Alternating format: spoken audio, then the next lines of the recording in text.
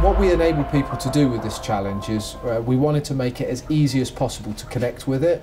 So that meant picking channels that a lot of people were on, example Flickr and Twitter and YouTube, providing content in a really easy to digest way, so short bits of content, images, blogs. We brought together the content and put it on the blog so that other people could view it, and from the blog it got pushed out to Twitter and Facebook and the other social channels as well. You have that blasted helmet? Yes. Do you want anything out of the food bag? Well, it's food, you know. What would you like? What about you, Mum? For the GORE-TEX Arctic Challenge, I was looking after the PR side of things, and I was also kind of running their HQ back here while Ed was off on the merry seas. I was responsible for the online communications, creating the channels and creating the interactive content which allowed users to really engage with the challenge online. My name is Paul, and this is Norwegian tombstoning in the middle of nowhere.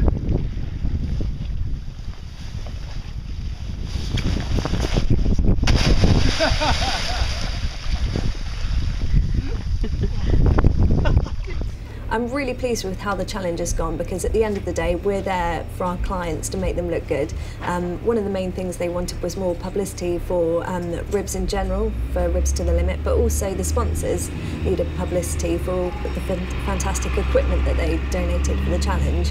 And they did get so much out of it. I think they're all very pleased. The feedback we've had is great. I mean, they've had great exposure, not just in print, in the hundreds of pieces that have appeared, not just here, but across the world. We've had coverage as far afield as Australia and Canada and Italy. Is this Sandy? It's catching you, Pete! It's catching you! Well, my role within the challenge was twofold. One, it was to help conceive the strategy, the communication strategy that we'd use to tell people about the challenge, and the other one was crew member, which involved camera work, driving a boat, and everything else that is part of going to sea on one of these challenges.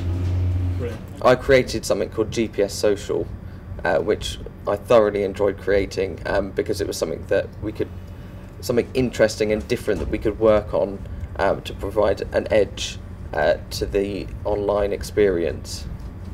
All of our clients were provided with the ability to install our GPS Social widget, and this incorporated all the tweets and all the updates from the challenge and positioned them on a map so that the clients and their clients can see what's going on, see where the updates are, see where the challenge is going, and really keep up to date and feel a part of the challenge from in front of their computer.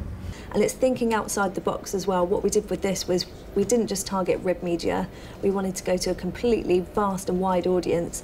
We were able to achieve a reach of over 18 million, which by any standards is a success, but by the standards of starting with no infrastructure and a very small budget was a huge success that we're all extremely proud of.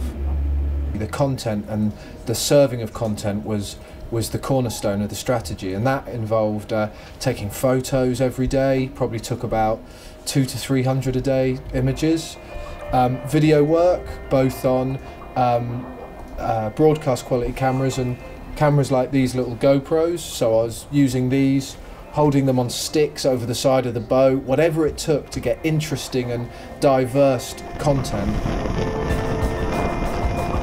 It's terrifying, it's crazy, it's busy, but incredibly rewarding, and the rush you get from the end of it, seeing, you know, coverage like this is just fantastic. And that's why we're doing this video. We want other people to be able to take some inspiration from it and try it for themselves.